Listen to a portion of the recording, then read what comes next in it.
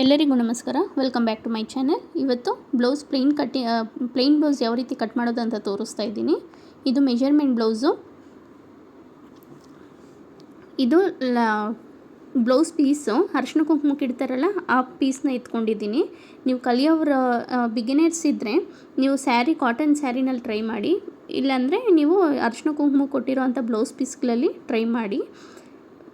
ಇವಾಗ ಇದು ಪೀಸು ಸಾಕಾಗುತ್ತಾ ಇಲ್ವಾ ಬ್ಲೌಸ್ ಹೊಲಿಯೋದಕ್ಕೆ ಅಂತ ಚೆಕ್ ಮಾಡ್ಕೊಳ್ತಾ ಇದ್ದೀನಿ. ಇದು 80 ಸೆಂಟಿಮೀಟರ್ ಬ್ಲೌಸ್ ಇದೆ.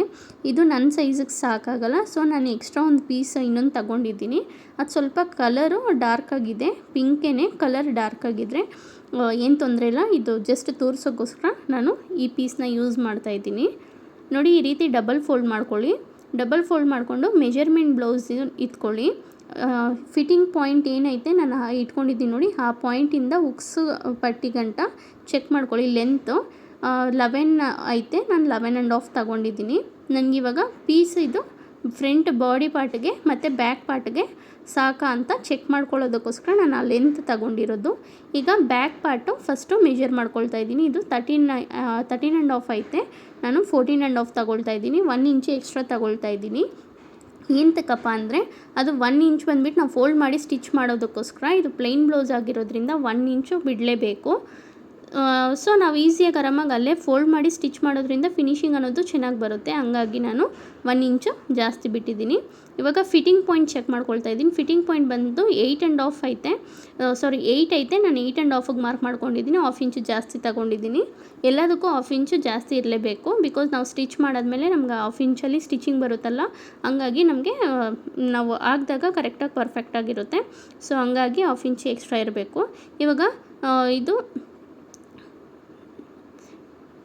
ಇವಾಗ ಲೆವೆಲ್ ಮಾಡಿಕೊಂಡು ಶೋಲ್ಡರಿಂದ ಇಟ್ಕೊಂಡು ಆರ್ಮ್ ಹೋಲ್ನ ತೆಗಿಬೇಕು. ಇಲ್ಲೊಂದು ಲೈನ್ ಹಾಕ್ಕೊಳ್ತಾ ಇದ್ದೀನಿ ನೋಡಿ ನಾನು. ಇದು 5 ಬರುತ್ತೆ, 5.5 ಇಂಚು ಜಾಸ್ತಿ ತಗೊಳ್ಬೇಕು. ಅದೇ ಮೇಲ್ಗಡೆ ನಮಗೆ ಸ್ಟಿಚಿಂಗು ಹೋಗುತ್ತಲ್ವ, ಹಂಗಾಗಿ 1/2 ಇಂಚು ಎಕ್ಸ್ಟ್ರಾ ಇರುತ್ತೆ. ಸೊ 5.5 ತಗೊಳ್ತಾ ಇದ್ದೀನಿ. ಇವಾಗ ಅಲ್ಲಿ ಮಾರ್ಕ್ ಹಾಕ್ಕೊಂಡಿದ್ದೀನಿ. ಆ ಪಾಯಿಂಟು ಆರ್ಮ್ ಹೋಲು ಇದೆಲ್ಲ ಅರ್ಥ ಆಗಿದೆ ಅಂದ್ಕೊಳ್ತೀನಿ. ನಿಮ್ಗೆ ಏನಾದರೂ ಅರ್ಥ ಆಗಿಲ್ಲ ಅಂದರೆ ನೀವು ನನ್ನ ಕಮೆಂಟ್ ಮಾಡಿ, ನಾನು ನಿಮಗೆ ತಿಳಿಸ್ಕೊಡ್ತೀನಿ. ಸೊ ಇವಾಗ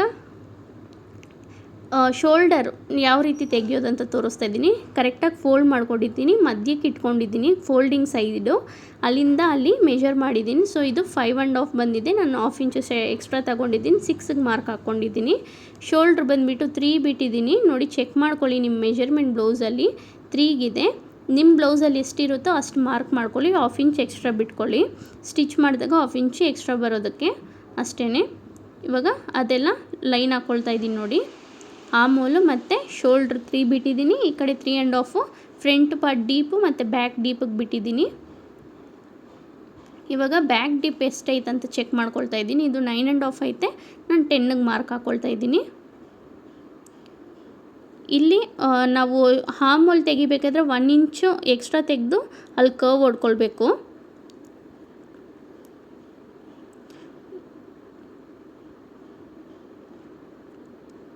ಈಗ ಫ್ರಂಟು ಬ್ಯಾಕ್ ಸೈಡ್ ಆಗಿದೆ. Front 5.5 as it is. Arm hole ಒಂದು ಲೈನ್ ಹಾಕ್ಕೊಳ್ತಾ ಇದ್ದೀನಿ.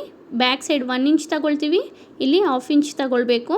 ಇದೆಲ್ಲ ಬಾಡಿಗೂ ಒಂದೇ ಮೆಜರ್ಮೆಂಟ್ ಬರೋಲ್ಲ, ಒಂದೊಂದು ಸೈಜ್ಗೆ ಸ್ವಲ್ಪ ಹೆಚ್ಚು ಕಡಿಮೆ ಬರುತ್ತೆ.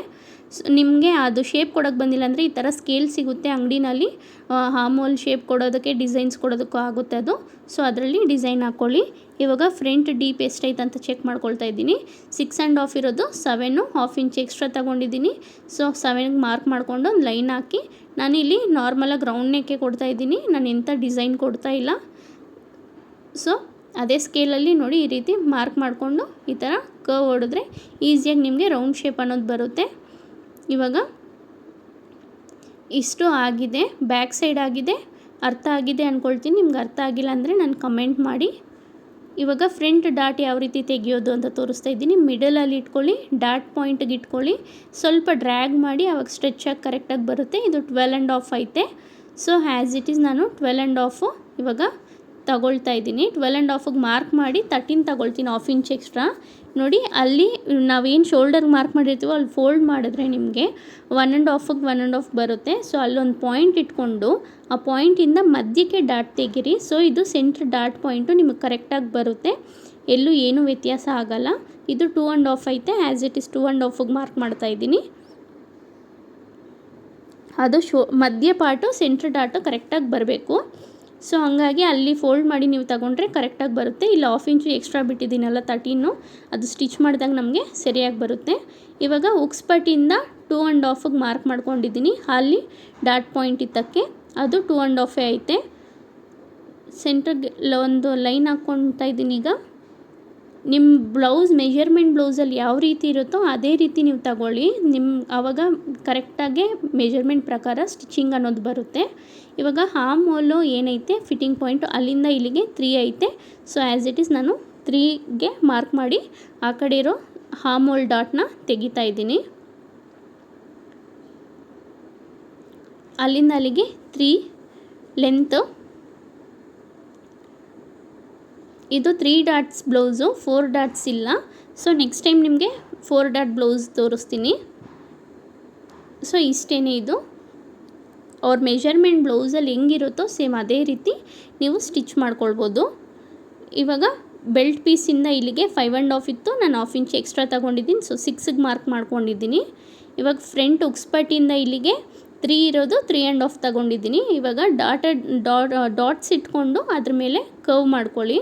ಆವಾಗ ನಿಮಗೆ ಕ್ಲೀನಾಗಿ ಆ ಶೇಪ್ ಅನ್ನೋದು ಕರೆಕ್ಟಾಗಿ ಬರುತ್ತೆ. ಇದು ತುಂಬ ಕರ್ವ್ ಇಲ್ಲ, ಸ್ವಲ್ಪ ಸ್ಟ್ರೈಟಾಗಿ ಬಂದಿದೆ. ಸೊ ಹೆಂಗಿದೆಯೋ ಅದೇ ರೀತಿ ನಾನು ಮಾರ್ಕ್ ಮಾಡ್ಕೊಂಡಿದ್ದೀನಿ. ನೀವು ಬಿಗಿನರ್ಸ್ ಇದ್ದರೆ ಇದು ತುಂಬಾ ಈಸಿ ಮೆಥಡಲ್ಲಿ ತೋರಿಸಿದ್ದೀನಿ ನಾನು ಕಟ್ಟಿಂಗ್ ಅನ್ನೋದು.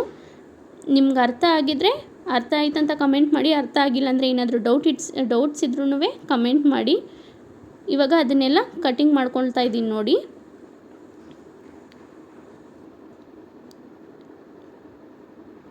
ಈಗ ಇಷ್ಟು ಫ್ರಂಟು ಮತ್ತು ಬ್ಯಾಕು ಕಟ್ಟಿಂಗ್ ಪಾಯಿಂಟು. ಇದನ್ನು ನೋಡಿ ಯಾವ ರೀತಿ ಟ್ಯಾಪ್ ಮಾಡ್ಕೊಳ್ತೀನೋ ನೀವು ಅದೇ ರೀತಿ ಮಾಡ್ಕೊಳ್ಳಿ. ಸೊ ಆಪೋಸಿಟ್ ಸೈಡೂ ಬರುತ್ತೆ. ಇವಾಗ ಸ್ವಲ್ಪ ಚಾಕಲ್ಲಿ ನಾನು ಮಾರ್ಕಿಂಗ್ ಮಾಡ್ಕೊಳ್ತಾ ಇದ್ದೀನಿ, ಈಸಿಯಾಗಿ ಅದೇ ಥರ ಮಾರ್ಕಿಂಗ್ ಬರಲಿ ಅಂತ. ಇದು ನನ್ನ ಮೆಥಡಲ್ಲಿ ನಾನು ತೋರಿಸ್ಕೊಡ್ತಾ ಇದ್ದೀನಿ ಕಟ್ಟಿಂಗ್ ವಿಡಿಯೋ. ಸೊ ನಿಮಗೆ ಅರ್ಥ ಆಗುತ್ತೆ ಅಂತ ಅಂದ್ಕೊಳ್ತೀನಿ.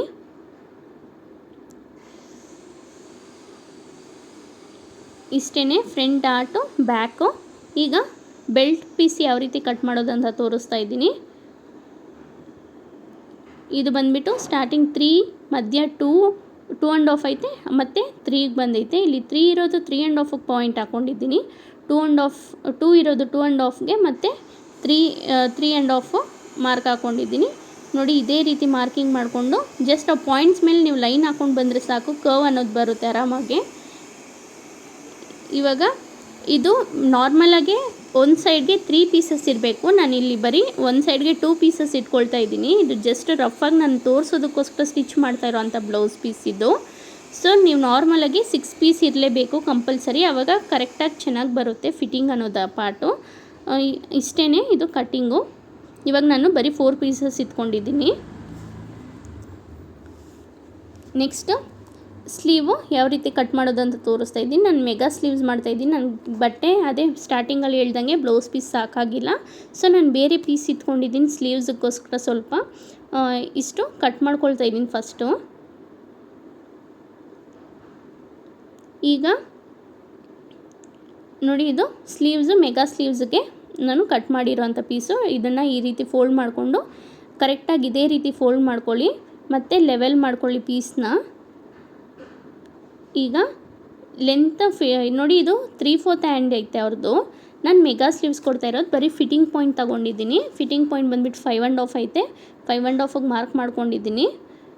ಈಗ 4.5 ಲೆಂತ್, ನಮ್ಮದು ಸ್ಲೀವ್ಸ್ ಲೆಂತ್ ಬಂದುಬಿಟ್ಟು 4.5ಗೆ ಮಾರ್ಕ್ ಮಾಡ್ಕೊಂಡಿದ್ದೀನಿ. ಅದು ಫೋಲ್ಡ್ ಮಾಡಿ ಸ್ಟಿಚ್ ಮಾಡೋದಕ್ಕೋಸ್ಕರ ಎಕ್ಸ್ಟ್ರಾ ಪೀಸು 1 ಇಂಚ್ ಬಿಟ್ಟಿದ್ದೀನಿ ನಾನು.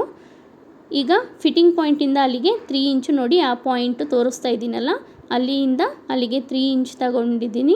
ಈಗ 4.5ಗೆ ಮಾರ್ಕಿಂಗ್ ಐತಲ್ವ, ಅಲ್ಲಿಂದ ಜಸ್ಟ್ ಒಂದು 2 ಇಂಚಷ್ಟು ಸ್ಟ್ರೈಟಾಗಿ ಬಂದು ಆಮೇಲೆ ಸ್ಲೋ ಆಗಿ ಕರ್ವ್ ಹೊಡ್ಕೊಂಡು ಆ ರೀತಿ ಸ್ಟ್ರೈಟಾಗಿ ಮಾರ್ಕ್ ಮಾಡ್ಕೊಳ್ಳಿ.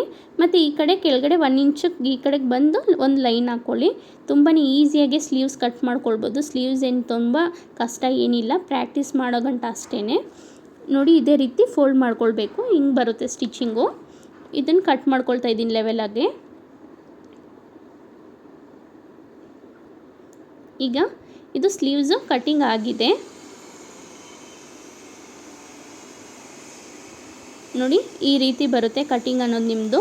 ಫ್ರಂಟು, ಬ್ಯಾಕು, ಸ್ಲೀವ್ಸು ಮತ್ತು ಬೆಲ್ಟ್ ಪೀಸು. ನಿಮಗೆ ವಿಡಿಯೋ ಅರ್ಥ ಆಗಿದ್ದರೆ ಕಮೆಂಟ್ ಮಾಡಿ ಪ್ಲೀಸ್. ಮತ್ತು ಯಾರಾದರೂ ನನ್ನ ಚಾನಲ್ನ ಸಬ್ಸ್ಕ್ರೈಬ್ ಮಾಡ್ಕೊಂಡಿಲ್ಲ ಅಂದರೆ ಸಬ್ಸ್ಕ್ರೈಬ್ ಮಾಡ್ಕೊಳ್ಳಿ. Thank you for watching.